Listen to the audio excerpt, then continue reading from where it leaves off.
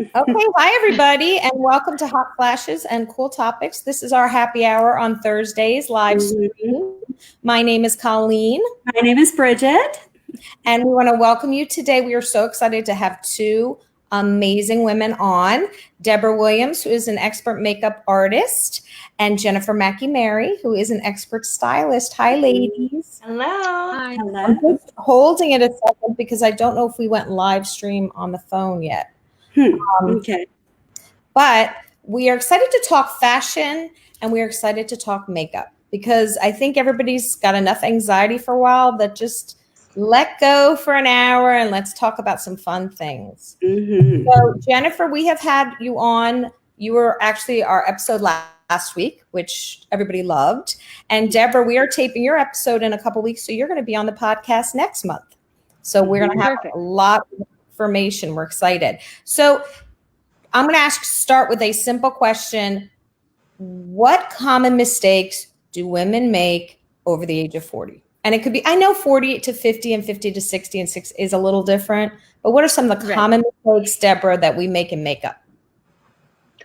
I think many women, I think we all find we do our makeup the same way for a long time, for many years, and we're not getting the same results, and we can't quite figure out why. And you have to do your makeup differently as you get older. It's all about the placement. And I had a lesson by someone who is more interested in the application as opposed to the new colors. So very often you'll go to a store, but they'll be selling that color of the season. Whereas women that come to my studio, it's really about the technique. And again, women have just been doing their makeup a long time the same way. They're not getting the same results, can't figure out why.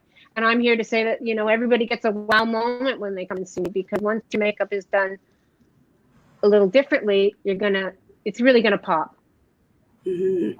What about you, Jennifer? What would you say some of the common mistakes women make with fashion? Well, we talked a lot on the podcast about the mistakes that I see all the time, but I think one of the biggest ones is that women are so afraid of dressing young that the pendulum swings so far in the other direction that they end up dressing, in an effort not to look 20 years younger than they are, they look 20 years older than they are. And women kind of step back from style and they say, oh, I can't be trendy. But it's really about being current, not being trendy. And I always say for my clients, I want them to look youthful, not young. Mm-hmm. Not about wearing the same things that your daughter is wearing, but also you shouldn't be shopping at the same place that your mother is shopping, wearing the same things as your mother is wearing, and keeping up with what is current now and interpreting it in a way that is appropriate for you and your feelings on where you are in life now, and not stepping back from style. I noticed both of you. Go ahead. Oh, I was just going to say both of you have great information on websites and everything. So, Deborah, I was watching some of your videos, and I thought that was very interesting. And you talked about the first thing you start with, and you said you start with a primer. Can you talk a little bit more about, like, just for women over 50, just how you decide what to use on different women? Okay.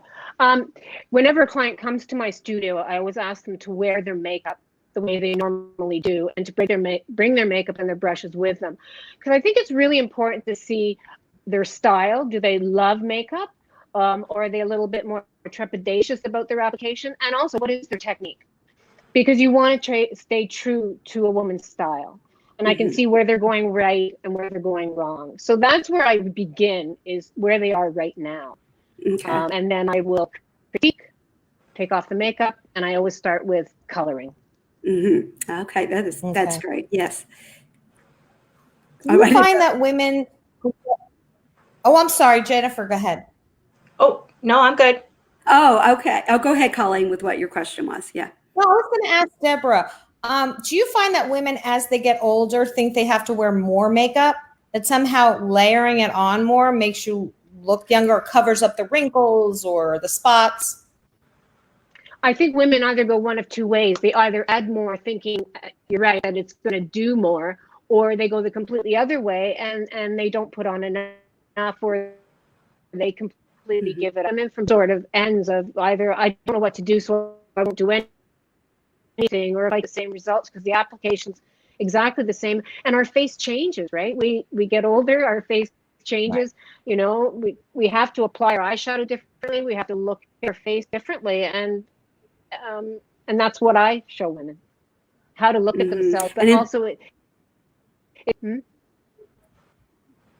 sorry, it's about bringing out a woman's most beautiful features. That's what it's about, is allowing a woman to come in and say, it's not about the makeup anymore. It's about you and what the makeup can do for you, not wearing the makeup. So the first thing you see is the makeup. Mm-hmm. And Jennifer, you we talked on the podcast, it's funny how that goes hand in hand, where women cover themselves up with clothing at this age. And you talked about that. Mm-hmm. Head to toe fabric, right? Mm-hmm. I say this all the time, that women start to shop with their mind mirror instead of the actual mirror. And women say, okay, I've gotten a little softer here, or a little rounder here, or I'm not the same size as I used to be. So obviously I must have gone up 4 sizes. And they stop actually looking at how they look in clothes. And they just buy based on what size they think they are. And I just am wrapping up a closet editing challenge in my group. And one of the things that I made everyone do is try everything on, even the pieces that you don't think fit. Try everything on. And so many women said, I was shocked that this stuff fits. Mm-hmm. And our mind just changes. It isn't even about what fits or what doesn't. It's about what we think we're going to wear. And women just think that extra fabric and bigger sizes is a catch-all and a savior for everything. And it's not. It's absolutely not. And I always say the first 4 letters of skinny are skin, right? You got to show some skin somewhere, at the neckline, at the sleeve, at the ankle. You cannot just cover head to toe in oversized fabric and expect to look your best. It doesn't work that way. You got to show a little skin somewhere. Mm-hmm. Yeah. I found it interesting how both of you talked about, you talked about how your face changes, Deborah, and then she's talking about, even though your body changes, you still have to work with that. And I'm like, oh, these are really going well together. So, yeah. Well, what would you say is, as we get older, do we want to start with a foundation, liquid, powder? Are there certain things that we should try to avoid as our skin ages? I think a lot of women, I do find when women come to me, a lot of women don't wear foundation, or some women don't wear foundation. I shouldn't say all. And I think the single most pro-aging thing you can do is even out your skin tone. But I also think that years ago, when women tried to wear foundation or had foundation, they found it too heavy, too thick, not the right color. And right now, there's so many formulations, so many brands out there, that there's always be a color, a formula. Use a lot of powder face, and it doesn't dry your skin. It doesn't absorb the moisture. It retains the moisture, and I love it because it's quick and easy. And whenever I use a foundation on a woman, I use Jane Iredale, I love that because it doesn't feel like makeup on your skin. It's very good for your skin. And I think as we get older, we're more concerned about not only what we're putting in our bodies, but on our body. So I try to promote like a healthy makeup, like a makeup that is going to be good for your skin. But foundation is the most pro-aging thing. I don't leave the house without my foundation on, because it just evens out that skin tone, and it doesn't have to be heavy. Okay. And then I would ask Jennifer, we've talked about this on the podcast with you, but the midlife middle. Most women complain that where they gain the weight, whether it's menopause or whatever, is in their midsection. And we immediately go to a box shape to hide the middle. We figure if we cover it, then people won't notice it. You said that's a huge mistake. It is a huge mistake because you're trying to fix silhouette with size. Right? You're trying to fix this shape issue with something just bigger and oversized. And what a lot of women don't realize is that curves are proportional, right? So when you were 22, you may have been that 36, 24, 36, and now maybe it's a 38, 34, 38, or whatever. There's still a curve there. There's still a curve. It may not be as dramatic as it used to be, but the shape still stays the same. So going and buying completely different silhouettes than you used to isn't going to get you the results that you want. And a lot of women who they say they used to be hourglasses and now they're apples, which we talked on the podcast doesn't happen. That's not how it works. Their hourglasses, just not as hourglassy. What they will do is they'll go for that like flowy blouse, oversized sweater thing. And then they say, but I just feel like a big box. Yes, because women who have that waist, who have that curve, they like that curve. That's what defines their body. So even if you're not wearing something that's as body conscious or figure hugging, you've still got to honor that curve or you're going to feel really boxy. Now, women who were always straight, through the bust, waist, hips, those women, go ahead and wear your flowy things. Go ahead and wear your boxy shapes. That was your shape anyway. But women who have that curve and all of a sudden are feeling like they've got something in the middle that they want to hide, don't hide it through a shape that's really, really boxy, because it's not going to give you the results you want.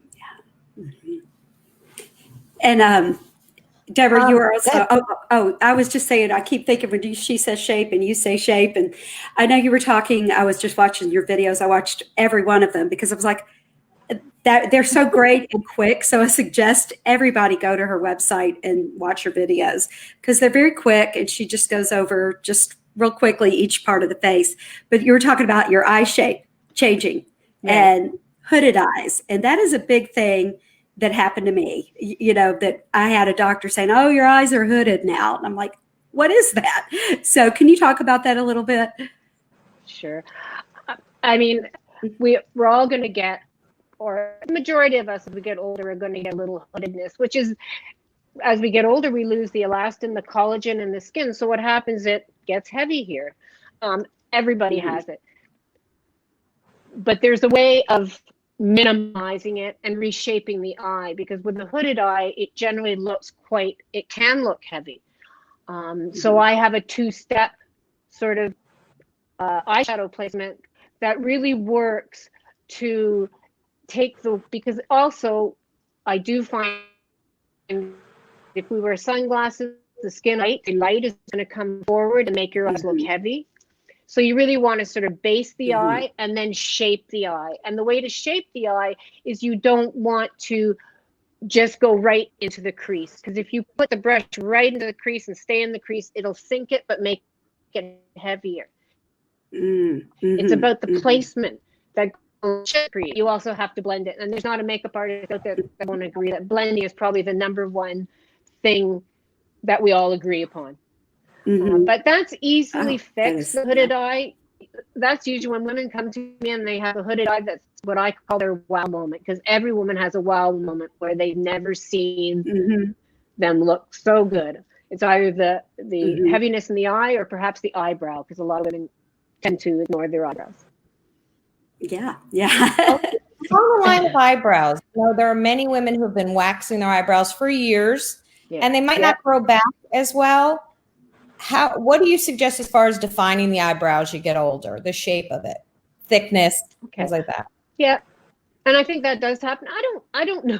I hate to say it. I don't know if it's from overplucking. It's probably a combination of overplucking as we get older. We all know hairs go in one place and come out another, which we don't like.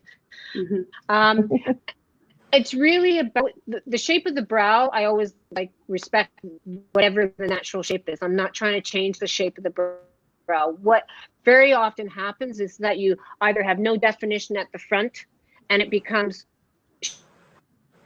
shorter because the hairs don't show up. So what I do is just try to fill them in. So you're not trying to make them darker. You're just trying to refine them and give them a little bit more definition. And for my rule of thumb is for color is from very white blonde to medium blonde, you want to go a quarter shade darker. And from a medium blonde to dark, you want to go a quarter shade lighter because you don't want Groucho Marx, right? So color is very important, and just respecting the shape of the eye. And it's just about filling in. It's really not about reshaping very often. If your brows have already being shaped, I will go over that with you. Okay, great. I have a couple of questions here for you guys. Jennifer, do you recommend any particular clothing company for later hourglass shapes? I think she meant larger. Is that larger hourglass shapes? I always say that the store that fits you best is the one that fits your later. She's like, later. Okay, so all right. Well, my answer would still be the same, is that I always recommend women go to the store that fits their body, their budget, and their style, right? Mm-hmm. I can tell you that Talbot's probably has good clothes for that shape because they fit a curvier customer. They cater toward someone, in the later years.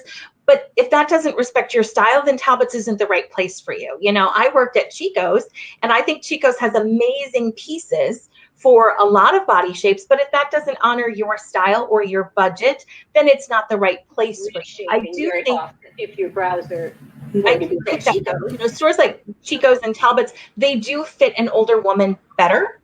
And by older I mean 40s, 50s, 60s, because they design for that customer. They design for the woman who doesn't necessarily want to show her arms in absolutely everything, who doesn't want a super low neckline because, you're getting a little wrinkly right here or whatever. Mm-hmm. So I think shopping at those places for some of those basics is a great thing. But an hourglass figure, you can shop anywhere and fit an hourglass figure if you're honoring that waistline with either tying a top at the waist, belting, tucking, half tucking, looking for tops and dresses that have that fitted waist on them.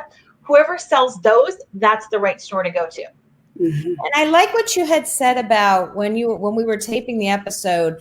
If you're afraid of the trendy clothes, if you're nervous about trends that you think are going to be too young for you, go to stores like Talbot's or Chico's and see how they're interpreting that trend for the season, because most likely they will have something, right? Yeah. I sent out an email talking about 3 big spring trends, and one of them is tie-dye. Tie-dye is a huge spring trend, and I could just hear all of my followers over the age of 45 going, I can't wear tie-dye. I used to wear that back in the day. I'm not a hippie. Mm-hmm. I could just hear it. So I did some research, and by that I mean I typed tie-dye into Google, and Chico's came up, and Talbot's came up, and J. Jill came up, and Coldwater Creek came up. Like, all of these stores that are not catering to the 20-something crowd were offering something in tie-dye. Now, was it a cropped tie-dye t-shirt? No, it wasn't. It was a tunic t-shirt. So there are ways to interpret that trend. But if you ever want to know, like, how do I pull this off? Go to those stores. Go to the stores whose aesthetic you like and see how they're doing it. When boyfriend jeans first came out, so many women gave me pushback. I can't wear those. I can't wear those. I'm too old for that. I was like, look, Chico's has boyfriend jeans. If Chico's has boyfriend jeans, you can go ahead and wear boyfriend jeans, So look at those stores that are catering toward women your age or your style and see how are they doing it. And if they're not doing it, then you go, okay, do I like this enough to try it on my own? And if the answer is no, I don't want to branch out, that's cool. But don't dismiss it before you've looked at how stores are doing it. And a question for you, Deborah, age spots. What should women do to hide their age spots on their face? Well, I think I should state my full philosophy first before I answer that one particular one. I think every woman that comes into my studio always say, this is what I don't like. I don't like the bags under my eyes. I don't like this, or I don't like that. So my first thing is, let's look at what you do like. And usually by the end of the lesson, what you don't like doesn't show up. Because if all you do is concentrate on either the eye bags or that one thing, the rest of the face is it's disappearing because you're concentrating on one aspect. That being said, certainly age spots a good foundation will cover up, I would say, 80% to 90% of that age spot. But when the rest of the makeup is on, I make you bets. I mean, it's bait and switch. I just sort of love to draw attention to your beautiful features, but what you don't like, well, very often at the end of the lesson, at the end of the time, it disappears. And there was another question, because you talked about a good foundation. Somebody said they were 78 years old, and what type of foundation would you recommend for someone that age? I think I like ease of use. For me, it's about how fast can I get it on in the morning. And sometimes, I like a double foundation. When I'm going to work, I use a BB cream and a powder foundation. But a good mineral powder foundation is a great way to go, because, and a lot of people powders because they say that they dry their skin, but they don't. If they're a good mineral, there's no talc in it, does not retains the moisture, does not absorb that moisture. They're very easy to apply, and that's why I say, a good pressed powder foundation, easy to apply, and Okay. it will do really great coverage. I mean, And I think I missed. Did you say? Oh, okay. I didn't know if you said ease of use or ease of use. The brand that I use is Jane Iredale, okay, which is sold all over the world. Okay. And that's a mineral brand. Okay. So that's a very good mineral brand that's sold everywhere, but it is easy to use. Yes. Easy. I think I typed the wrong word in there. I was trying to answer the person. I thought you said ease of youth, and I'm like, nope, that doesn't exist. So ease. Sorry. Ease of use. Then after I read that, I went, I think she said ease of use. So, maybe that doesn't even make sense. Yeah, no, I get it now. I was like, correct? Yeah, you were correct. Just to clarify, what was the recommendation? What product did you recommend? Brand? Jane Iredale. It's Jane Iredale. IRE. It's sold. She started it. Okay. It's not like a huge company, but it sold in 52 countries. But she's always done a product that's very healthy for the skin. You can always read all the ingredients. Some of it's even gluten-free and vegan, because my sister has to have gluten-free, and she can find products on the Jane Iredale that are gluten-free. Some of them are vegan, so it really does sort of serve as and their colors are amazing. Like their range of colors for foundation are fabulous. So yeah, awesome. I think I got that typed in the right way now. To answer their question, I was sitting there typing it back in to answer. Wait, Jennifer, raise your hand. No, I have a question for Deborah. If you are buying makeup right now online, like, how would you even know where to start? Clearly, I just go for the lightest thing because I am as light as very soft. And very, very light. But for women who aren't as melanin challenged as I am, where do you even start knowing how to find a color online? Because right now we can't go to stores and try stuff on. How do you find the right colors? I mean, that's absolutely definitely a challenge, and part of the challenge is that the colors on websites are not always true, very rarely true, right? You'll look at a lipstick color and then you'll get it, and I think you have to almost speak to someone who knows their line of makeup, knows their colors, and then I think you have to have sort of like a face-to-face, and it's also about answering questions. Like for me, because I believe in the color system. Like I really believe that you have to stay true to your colors. I think as we get older and as I do my makeup, it's not about one thing, it's about everything. It's about every step. It's not one thing that's going to make you look your best. It's a series of little steps. And where you start is with your coloring. So I can look at someone and say, okay, what was your color naturally as a child? I'll be able to tell, okay, well, that person will fall into maybe a warm category or cool, because most women do dye their hair. And then you'll look at your eye color, I'll look at your natural brow color, and we could probably narrow it down, but I will say that is a challenge because this is a very different world we're living in for the last month, right? I think we can probably get better at it because we're going to have to if this goes on, and I think it'll open up avenues where we will be able to get it better because we're just going to have to. Tech is going to get better, but it is challenging because colors are not true. It's as good as the monitor that you're looking at, right? Mm-hmm. Yeah. But I can tell everybody you're a little bit pinker. Mm-hmm. I was saying we were talking about that because you were saying a lot of women are now on Zoom conference calls. Yeah. And they want to look their best when they're having these conference calls, but you can't always, and the connection and the computer you're using differs. Yeah. Mm-hmm. Well, I mean, I will say, because I work in television as well. I work with a lot of private clients, real people in my studio, but I've worked in television and film for years.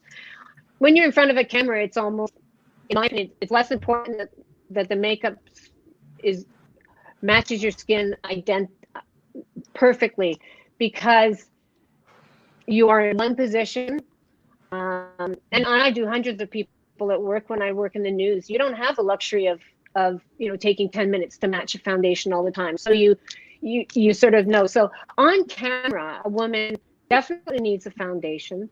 And I think you have to look at, for camera on Zoom, you have to look, great foundation is great lip key. Mm-hmm. Always use a lip liner or else your lips are going to disappear. Great brows, a little blush. Okay. And I think that in itself is going to put you on camera better than if you decided to put on a little lipstick, no foundation, no lip liner, so your lips look thin, your skin's not clear, and no one's going to look clear. It's not just age. Mm-hmm. It can be very challenging in front of a camera. But I think if you do a great foundation, great lips, a little bit of a blush and mascara and brows, I think you'd be good. Mm-hmm. And anybody can always show me a picture of themselves online on camera, and we can discuss it. And I can tell them exactly from that picture what they would probably need to do. Mm-hmm. Oh, you can do that. Okay. Yeah. That's good to know. Yeah. Question for Jennifer. Capsule wardrobes. Mm-hmm. I'm still fascinated by the 34 pieces out of your closet, and I can make like a gazillion wardrobe pieces, or I think you said 150 or something. 150. How do you do that? 150. It just seemed like more. So the average person cannot pull 34 pieces out of their closet, which includes tops, bottoms, dresses, shoes, and accessories, and make 150 pieces out of it. The average person cannot, because how the average person shops is they just collect things they like and then hope it adds up to something greater at the end, and it doesn't. I mean, when I create a capsule wardrobe, we start with the end in mind, right? How do we want this to look? What is the overall? So for this spring, it was really bold color. And I'm so glad I did bold color for this spring, because I hear from women like, colors are keeping me happy. And I'm like, that's great. If whatever it takes right now, if it's that bright pink, let's rock that bright pink. But so we start with a very cohesive color palette, because if you put brown pants and black pants in your wardrobe, and then you put some navy pants and some tan pants, all of a sudden you have all these different shoe needs, and then you have all these tops. Some of the warmer things aren't really going to look good with the black. Some of the cooler things don't look right with the brown. So we start with a very cohesive color palette, and then we make sure that we have the right number of basics. Our capsules are really like 60 to 70% basics. Mm-hmm. An area that most women are lacking in their wardrobe, those really perfect basic pieces that anything will go with. I always say when Stitch Fix sends you a box, and so many women get frustrated with Stitch Fix, it's because they don't have great basics. They could send me anything and I'd have something to wear with it because I have great basics. So we start with this cohesive color palette, we focus on the basics, and then we look at, okay, what's current, what's trendy, what can we pepper in to make this look fresh, but it all works together. So instead of having a top that can go with 2 bottoms, we have a top that goes with 7 bottoms.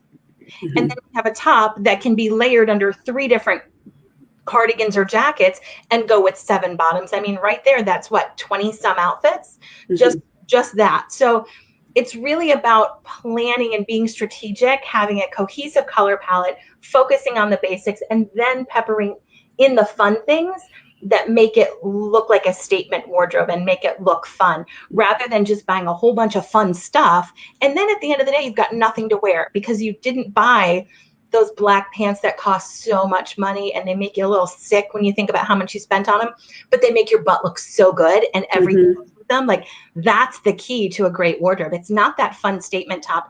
It's those boring black pants that you can put on in 1 minute and be good to go with absolutely anything. So we put wardrobes together completely differently than most people do.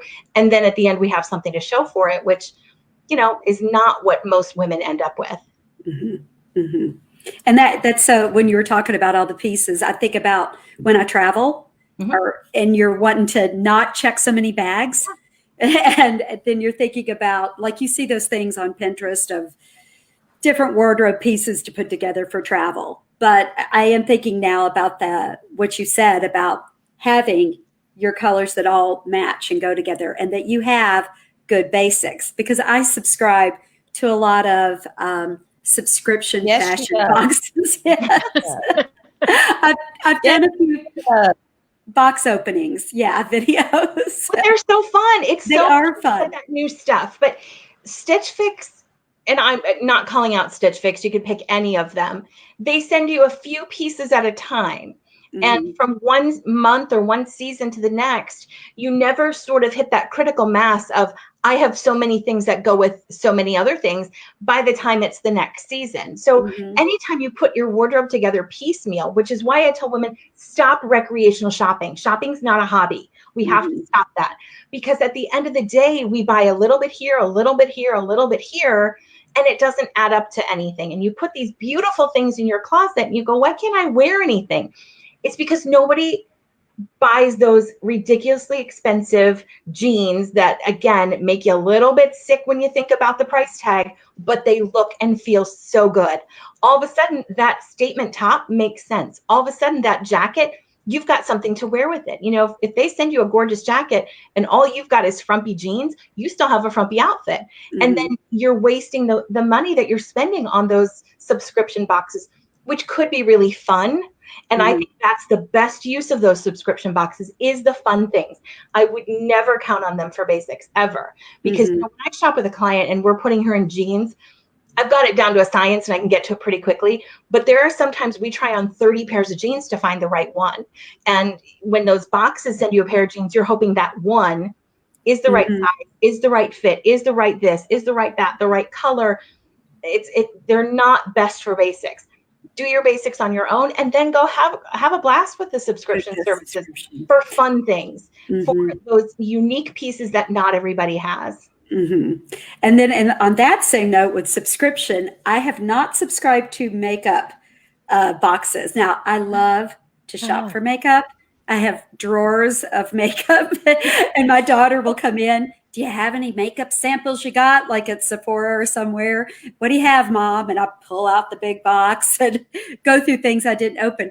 Do you have, I know that you sound like you like this particular line a lot that you use, Deborah, but do you have any thoughts on any of the subscription makeup things that are out there?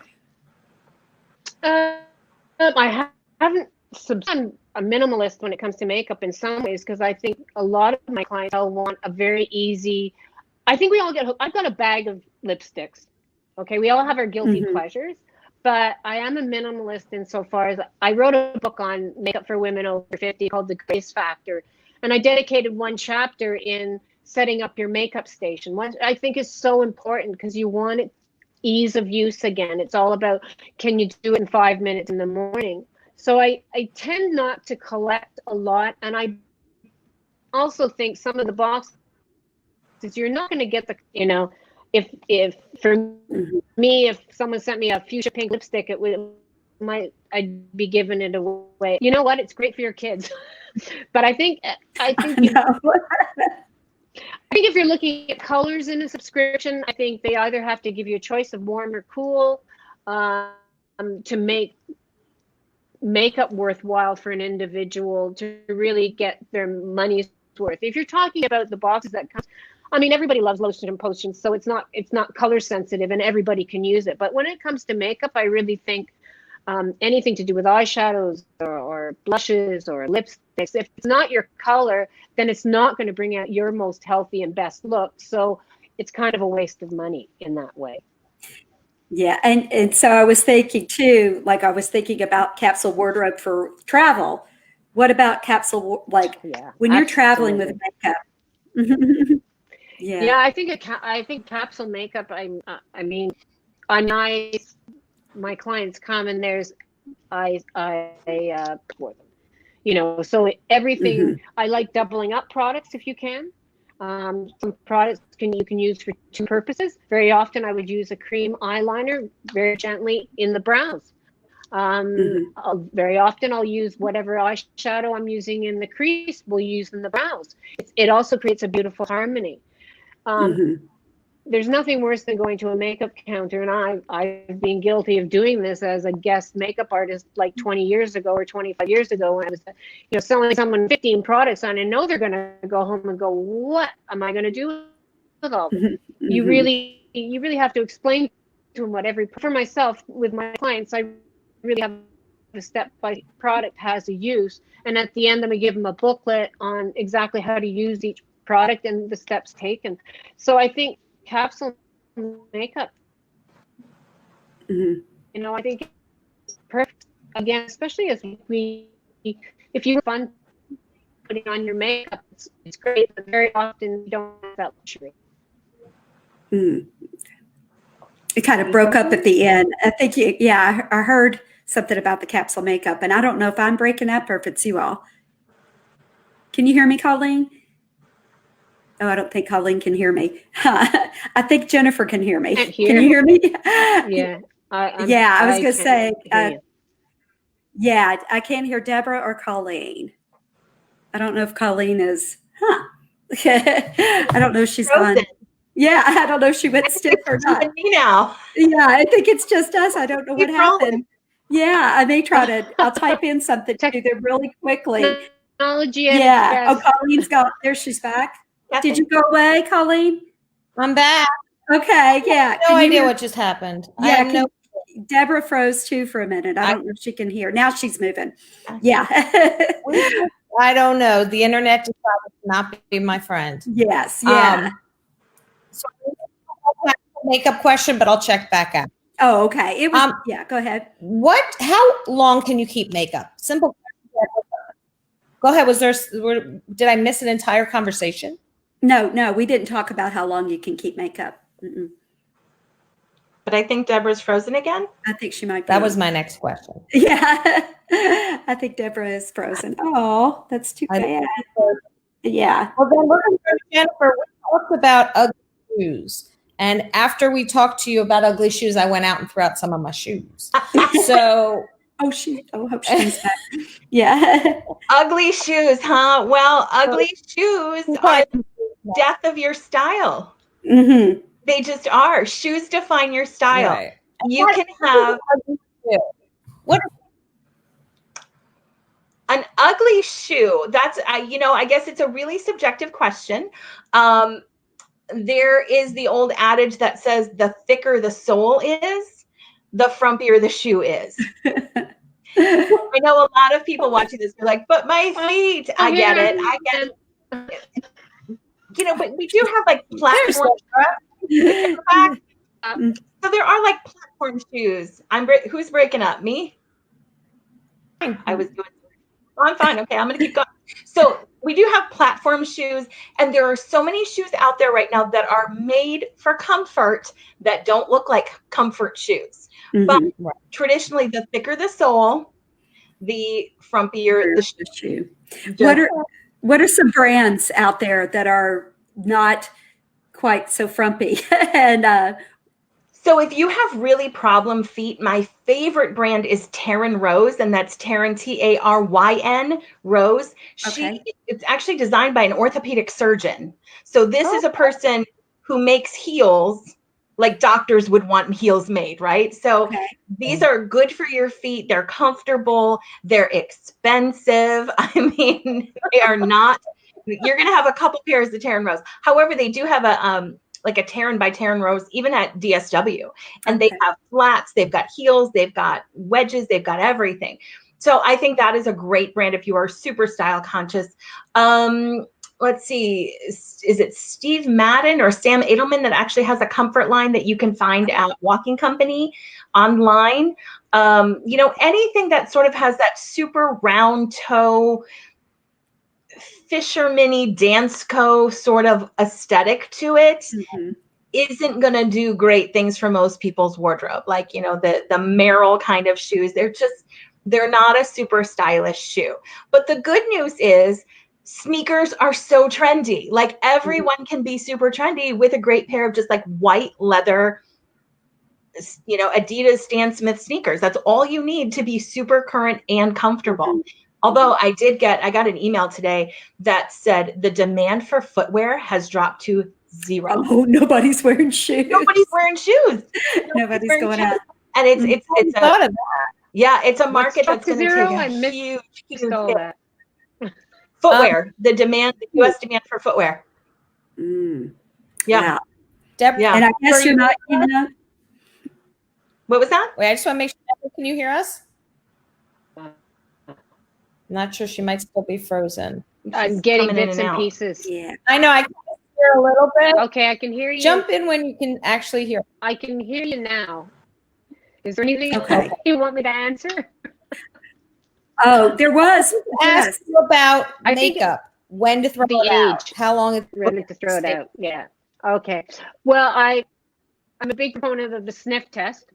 I mean, if something smells off, lipsticks will smell off. The minute they smell off, throw them out. Anything with a cream base, if it smells or if it's separating, throw it out.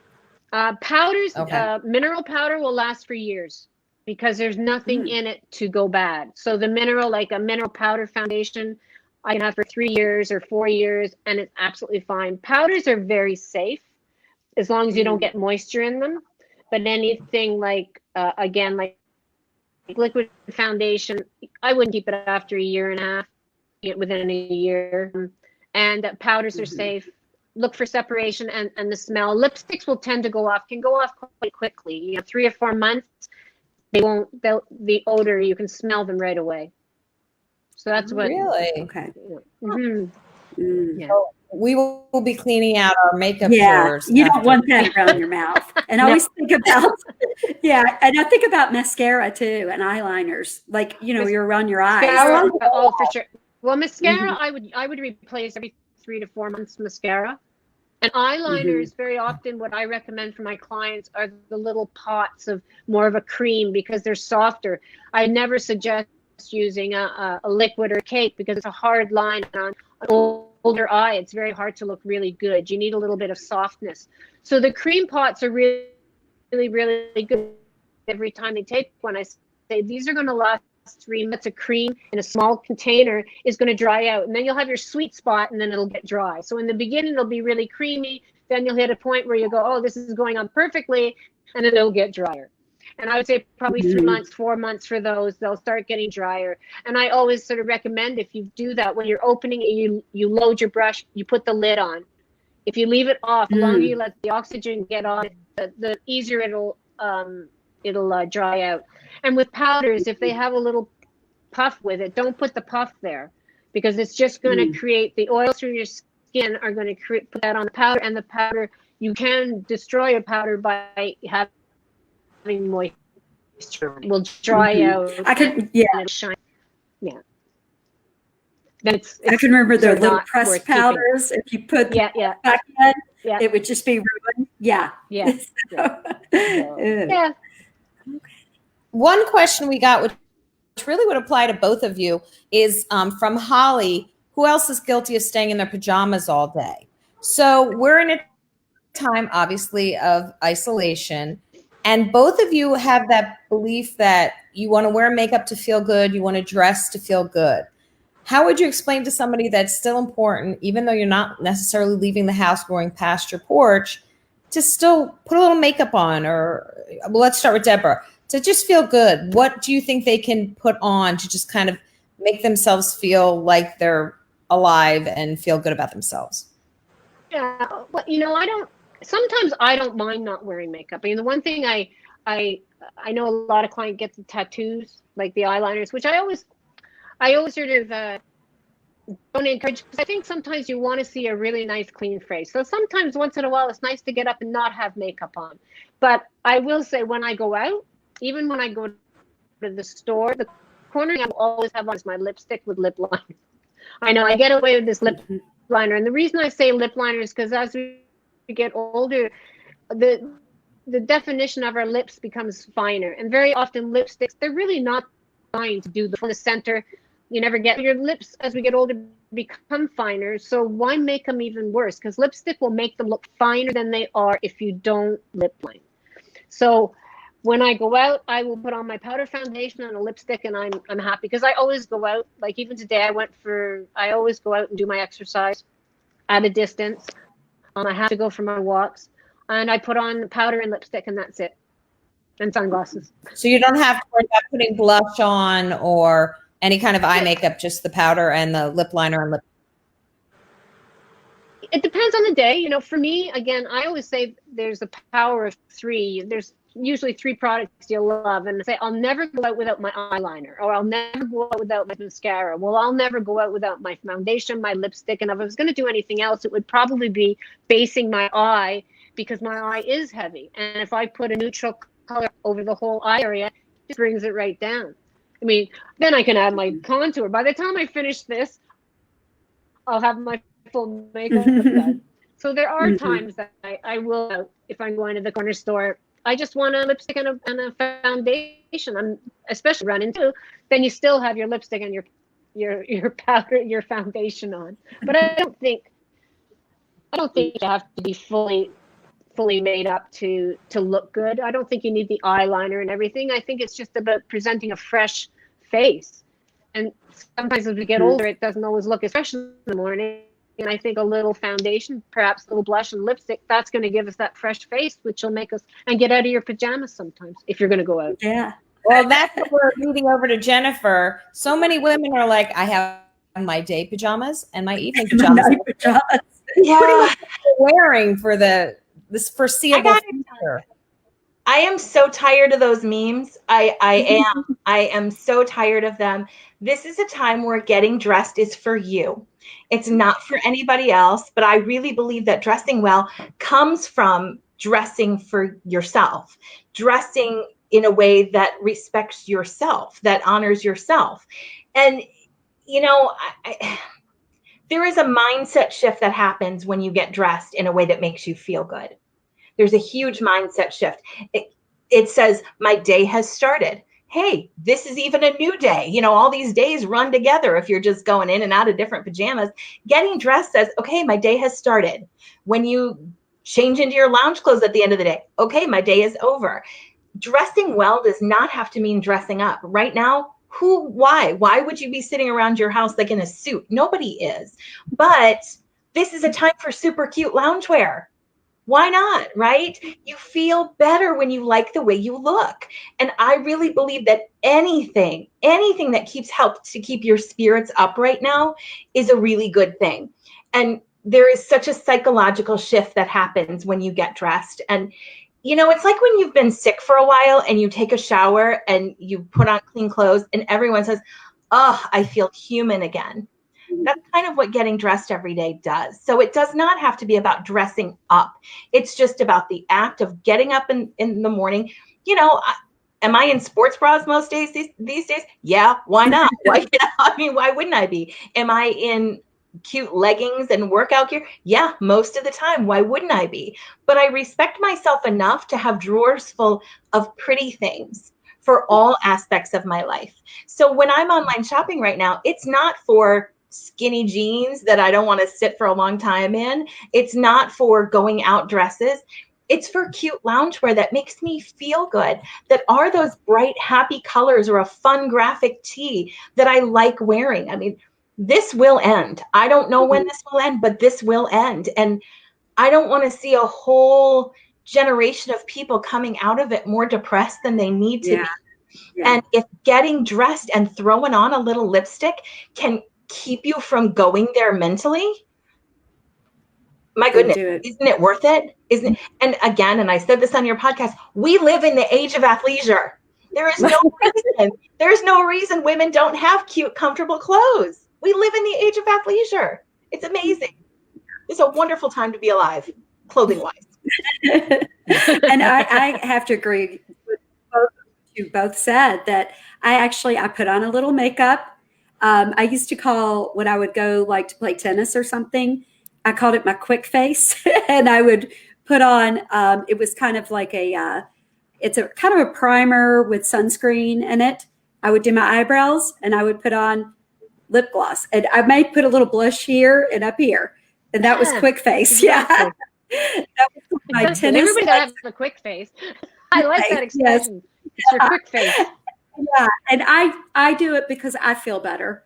I mean, yeah, when I do it, I just feel better. And like the other morning we had an interview and I forgot the time. So I was late and I just ran out of the shower and I ran up and here I am. My hair is wet. I have no makeup and I didn't feel like myself in that. I mean, I still was fine, but I didn't feel like myself in the interview. So it is, for me, it is a mental thing, just like both of you have said.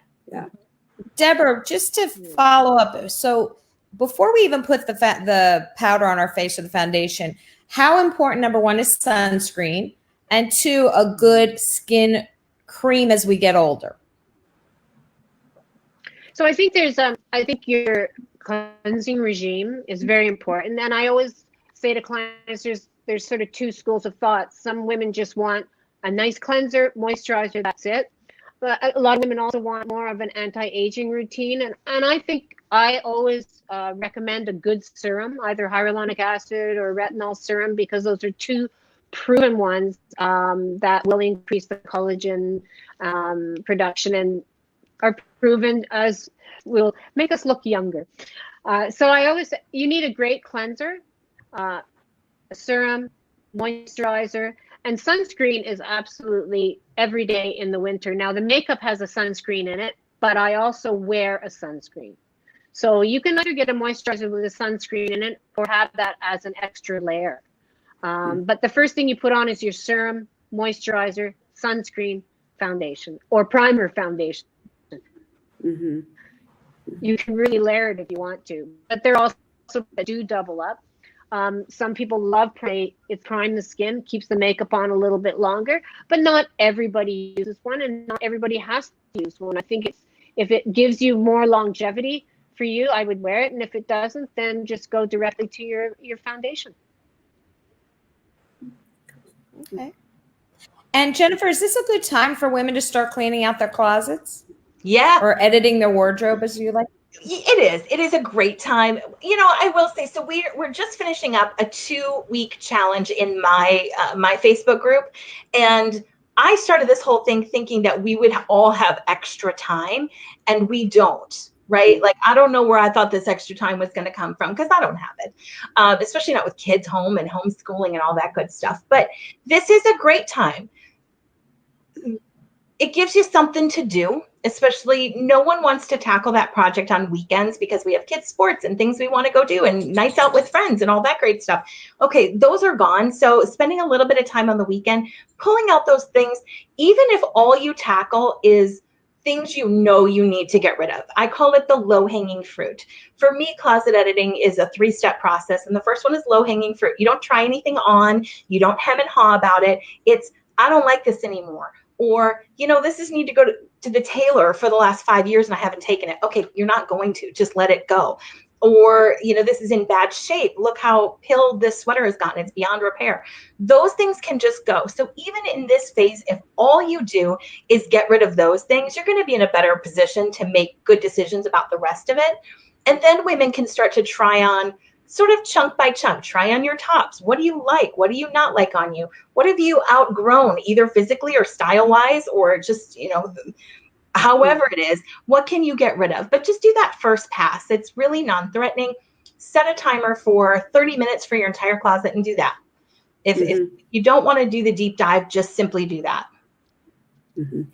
And I like that. I like the time limit thing because, like you said, you can get overwhelmed. So. You can. It's Marie Kondo, the KonMari method, tells you to take everything out of your closet and then go through it until you're done. For me, that's just a recipe for having a huge pile of clothes on the floor when I want to go to bed, or, not getting it done and just putting a bigger mess back in my closet. I don't recommend that. Just take it in little chunks, baby steps. Every little thing you do that can have a big win is worth it. Mm-hmm. Mm-hmm. That is right. I would ask one more question for both of you, which is, if someone is watching this and absolutely like, I've got to look this person up as soon as the show is over, can you just tell them where on the web they can find you? Because I know, Jennifer, everything's in our show notes. People can find you there, but also Deborah will have those in the show notes, when we tape. But can you just let them know how to get in touch with both of you? Jennifer, can you start? Yeah, absolutely. You can find me on my website, which is youreverydaystyle.com. On social media, I'm most active on Facebook. My group is called the Everyday Style Lounge, and just look that up and you can find me. Awesome. And what about you, Deborah? On my website, Grace, and you'll find all the videos I've done recently, and a little bit on Instagram. You'll find me on Instagram, Grace Makeup. Facebook, I don't do a lot on Facebook. You can look on Facebook under Deborah Williams, but I don't. And on Instagram, I don't post a ton of makeup for makeup pictures. I do some. What I find for women, it's about feeling good, and it's really about, as we're getting older, feeling great about ourselves. And it's not always about putting the makeup. It's just feel good feelings, feel good sayings, and just getting a lot of women as we're getting older feeling great about themselves, and that getting older just means we're getting better. So I try to concentrate on a variety of things on my Instagram, not just the makeup. But go to my website. Well, thank you both so much. Yeah. Like I said, we will have it on the show. But this is so wonderful. We could keep talking to you, but then the hour would pass. So thank you both so much. Thanks. We have an episode already up with Jennifer, Ageless Style with Jennifer McImary, and we are going to be doing an episode with Deborah, which we're really excited about. Yeah. So make sure to send your questions to our email, which is hotflashescooltopics@gmail.com. If you have additional. And thank you guys so much for being on the show. We really appreciate it. Thank you. Yes, we really appreciate it. Thanks a lot. Bye, everybody. Bye. Bye. Everybody stay healthy. Yes, stay healthy. Stay healthy. Stay in your